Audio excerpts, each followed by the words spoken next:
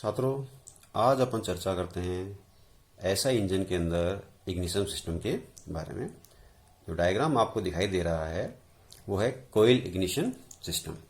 इसका एक दूसरा नाम भी अपन यूज करते हैं, बैटरी इग्निशन सिस्टम।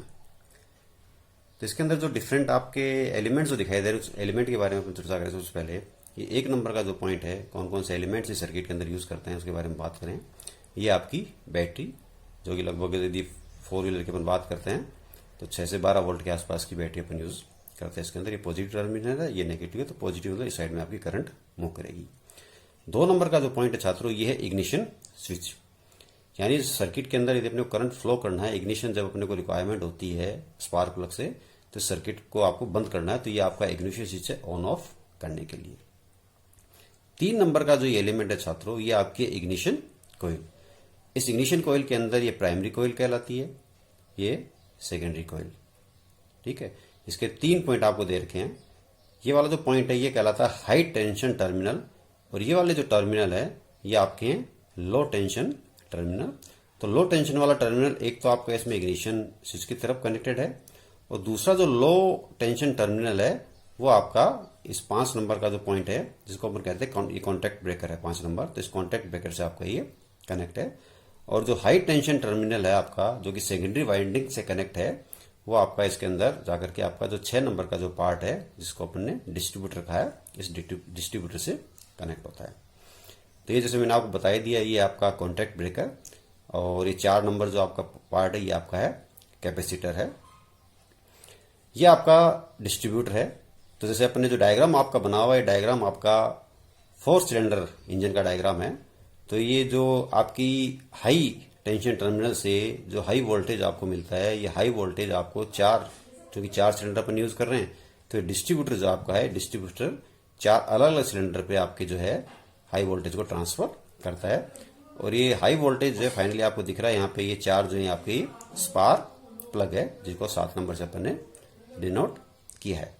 ये आपकी इस डिस्ट्रीब्यूटर की आर्म है, ये रोटर है, तो ये रोटर आपका रोटेट होता रहता है। तो ये आर्म जो कोरस्पोंडिंग जो टाइम आपने सेट करा उसके अकॉर्डिंग जो आपका जो फायरिंग ऑर्डर होता है सिलेंडर का, उस फायरिंग ऑर्डर के अकॉर्डिंग कौन से सिलेंडर के अंदर आपको फायर करनी है, इग्निशन स्टार्ट करना है, उसके हिसाब से ये जो आर्म आपकी रोटेट करती रहती है इस रोटर के साथ। तो इसके अकॉर्डिंग आपकी यहाँ पे कॉन्टेक्ट इनसे होता रहता है।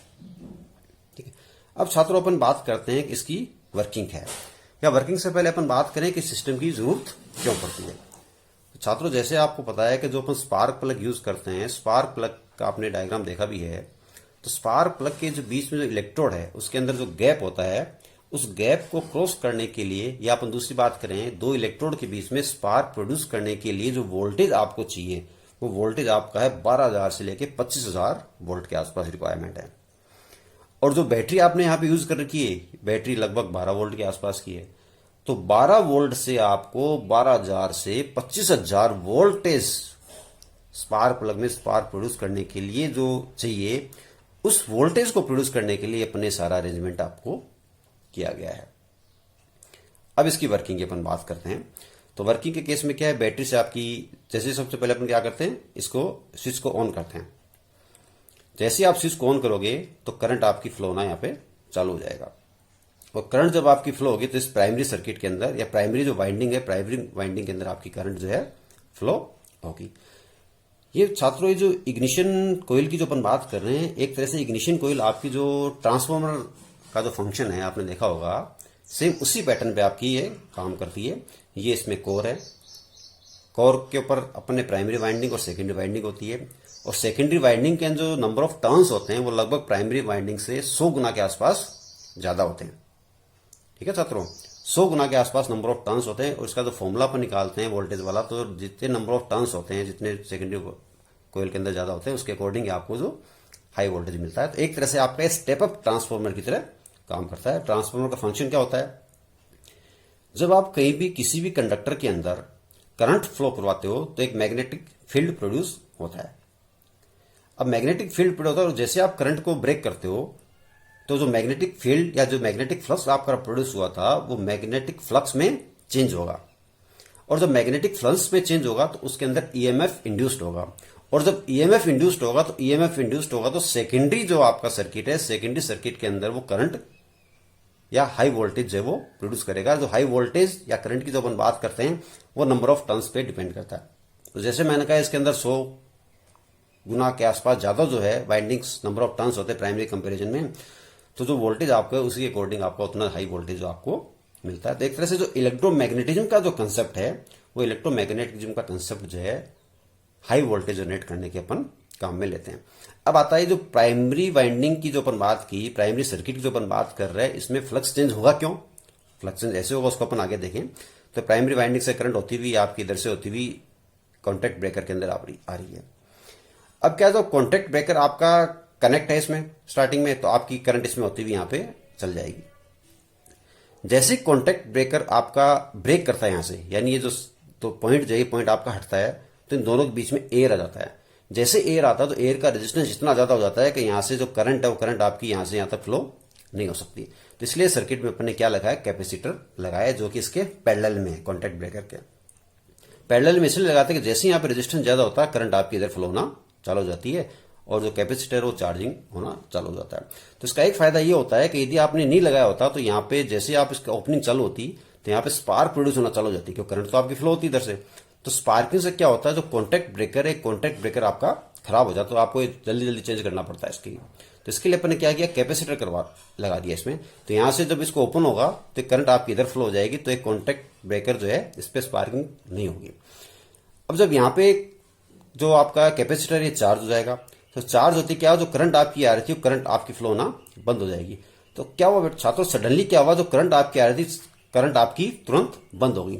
यानी जो आपका चेंज इन करंट जैसे होता है प्राइमरी वाइंडिंग में, तो मैग्नेटिक फ्लक्स आपका चेंज हो जाएगा, और जैसे मैग्नेटिक फ्लक्स में आपका चेंज होगा तो ईएमएफ इंड्यूस्ड होगा, और ईएमएफ जब इंड्यूस्ड होगा तो सेकेंडरी वाइंडिंग जो है इसके अंदर हाई वोल्टेज आपका जनरेट होगा। और ये हाई वोल्टेज है जिसको अपन ने कहा था ये हाई टेंशन टर्मिनल आपका, यहां से आपकी ये डिस्ट्रीब्यूटर से लाइन इसकी जुड़ी हुई है।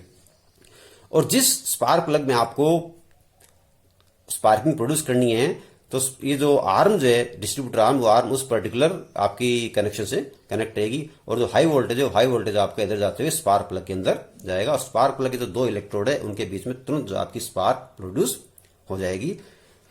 छात्रों, ये जो इसका रोटर की जो अपन बात करें, ये रोटर जो आपका घूम रहा है, ये रोटर और देखा जाए तो ये जो अरेंजमेंट है, ये अरेंजमेंट आपका एक ही शाफ्ट के ऊपर होता है।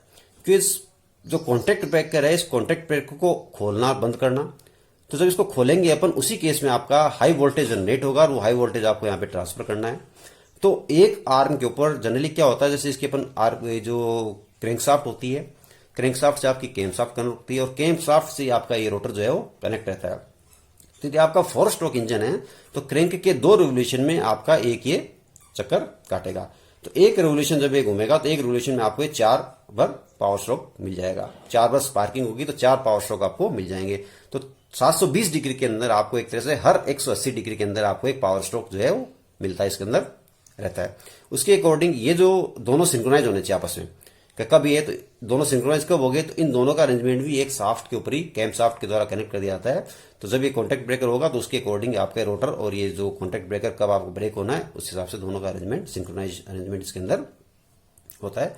तो ये तो छात्रों अपने बात की अपन ने बैटरी इग्निशन या कोयल इग्निशन की। दूसरा अपन बात करें मैग्नेटो इग्निशन। तो मैग्नेटो इग्निशन की अपन बात करते हैं तो वो जो कंसेप्ट है वो सेम आपका ये जो अरेंजमेंट अपन ने कर रखा है बैटरी वाला, इस बैटरी की जगह अपन मैग्नेट यूज करते हैं। उसका जो सिद्धांत है छात्रों, आपने जनरेटर के बारे में स्टडी की होगी। तो जनरेटर में क्या होता है, जनरेटर के अंदर एक आपकी करंट कोयल होती है उसके अंदर कंडक्टर की। उस कोयल को अपन क्या करते हैं, मूव करवाते हैं, और जब उस कोयल को मूव करवाते हैं तो फिक्स्ड मैग्नेट लगे होते हैं। तो उस मैग्नेटिक फील्ड में जब कोयल को अपन मूव करवाते हैं तो उससे क्या होता है, कोयल के अंदर करंट प्रोड्यूस होती है, और करंट प्रोड्यूस होती है मैग्नेटिक फ्लक्स में चेंज की वजह से। ये आपका जनरेटर का कंसेप्ट है कि आपने देखो शादी ब्याह में देखा भी होगा, आईसी इंजन के साथ आपका जनरेटर यूज होता है। तो आईसी इंजन क्या करता है, मैकेनिकल एनर्जी आपको देता है, उस मैकेनिकल एनर्जी को आप इलेक्ट्रिकल एनर्जी में जो कन्वर्ट करने का फंक्शन है वो आपका जनरेटर करता है। तो जो मैकेनिकल एनर्जी आपने दी, तो वो मैंने कहा जो आपके फिक्स्ड मैग्नेट हैं, उस फिक्स्ड मैग्नेट में यदि आपने कोई कंडक्टर है आपने ले रखा है, और उस कंडक्टर को जब आप रोटेट करवाते हो, उसके अंदर जब आप मोशन देते हो, तो जब मोशन आप देते हो तो मैग्नेटिक फील्ड आपका मैग्नेटिक फ्लक्स चेंज होता है। क्यों वो जो फ्लक्स की जो लाइन है जब आप उसको मूव करो तो फ्लक्स जो है वो कटे अलग अलग कट होगा। उस कोयल के द्वारा, रोटेटिंग कोयल के द्वारा। तो उससे क्या होता है, उसके अंदर आपकी करंट फ्लो होती है। तो मैग्नेटो इग्निशन सिस्टम के अंदर आपका यही कंसेप्ट अपन यूज करते हैं। हाँ, बस फर्क इतना है कि जैसे मैग्नेटो इग्निशन के अंदर या तो आप मैग्नेट को स्थिर रख के कोयल को आप घुमा सकते हो, या कोयल को आप स्थिर रख के मैग्नेट को रोटेट करवा दीजिए, दोनों में सेम ही चीज है। तो इसके अंदर मैग्नेटो इग्निशन में जनरली अपन क्या होता है, मैग्नेट को रोटेट करवाते हैं, तो उससे क्या होती है, करंट प्रोड्यूस होती है। और जैसे करंट प्रोड्यूस हो जाती है, उसके बाद आपका सारा सिस्टम, अगेन वह सिस्टम आपका काम आ जाता है। करंट जैसे आपकी प्रोड्यूस होगी, आप प्राइमरी कोयल के अंदर करंट आपकी जाएगी, बाकी सारा अरेंजमेंट आपका सेम रहेगा। तो सिर्फ यहां पर आपका फर्क है मैग्नेटो इग्निशन और बैटरी इग्निशन सिस्टम के अंदर। छात्र दो आपके सिलेबस के अंदर थी। आजकल एक थर्ड सिस्टम जो इलेक्ट्रॉनिक सर्किट भी यूज करते हैं, जिसको इलेक्ट्रॉनिक इग्निशन कहते हैं, उसमें क्या करते हैं, ये जो कॉन्टैक्ट ब्रेकर है, इस वाला कंसेप्ट को हटा दिया गया है। क्या कॉन्टैक्ट ब्रेकर आपका मैकेनिकल पार्ट है, बार बार एंगेज होगा, बार बार डिसएंगेज होगा। तो कुछ टाइम पीरियड के बाद में क्या होता है, पॉइंट खराब हो जाता है। तो इसकी जगह आजकल इलेक्ट्रॉनिक डिवाइसेस में यूज करने लगे, तो उसके अंदर एक टाइमर यूज करते हैं। तो टाइमर के हिसाब से सर्किट के अंदर कब सर्किट को ऑन करना है, कब सर्किट को ऑफ करना है। तो उसके अंदर यहां कोई जो अरेंजमेंट जो है, ये कोई मैकेनिकल मूवमेंट उसके अंदर नहीं होता। तो आजकल इलेक्ट्रॉनिक इग्निशन सिस्टम जिसकी जगह यूज अपन कर रहे हैं, जो कि थर्ड टाइप का इग्निशन सिस्टम है। इसके साथ साथ और भी आजकल नए सिस्टम आने लगे हैं सिस्टम के अंदर। उसके अंदर डिस्ट्रीब्यूटर लेस भी आपका सिस्टम आता है। इस डिस्ट्रीब्यूटर में लेस में क्या होता है, ये डिस्ट्रीब्यूटर वाला अरेंजमेंट, इस पार्ट को भी अपन हटा दिया जाता है। तो उसके अंदर होता है क्या, ये जो कोयल आपने यूज की है, इस कोयल से डायरेक्ट अपन यहाँ स्पार्क प्लग से, और हर स्पार्क प्लग के लिए जनरली अलग अलग कोयल यूज करते हैं। तो यहां से सीधे जो हाई वोल्टेज अपन स्पार्क प्लग में देते हैं। तो हर स्पार्क प्लग के लिए आपने अलग अलग कोयल कर ली, तो आपको डिस्ट्रीब्यूटर की जरूरत नहीं है कि आपको अलग अलग कब कब चाहिए आपको। तो इस तरह का अरेंजमेंट भी आजकल यूज करने लग गए, जिससे डिस्ट्रीब्यूटर का जो मूवमेंट है, मैकेनिकल पार्ट, यदि अपन इसको बैठा दें तो आपका और ज्यादा अरेंजमेंट जो है बेटर हो जाएगा। तो बैटरी इग्निशन सिस्टम और मैग्नेटो इग्निशन सिस्टम, देन आपका जैसे मैंने कहा इलेक्ट्रॉनिक इग्निशन सिस्टम, जिसके अंदर ये अपन हटा देते हैं जो अपना कॉन्टैक्ट ब्रेकर। और चौथा जो मैंने कहा डिस्ट्रीब्यूटर लेस सिस्टम भी आपका आने लग गया, जिसके अंदर हर इसके स्पार्क प्लग के लिए आपकी अलग कोयल अपन यूज करते हैं। तो ये छात्रों ऐसा इंजन के इग्निशन सिस्टम के बारे में। धन्यवाद।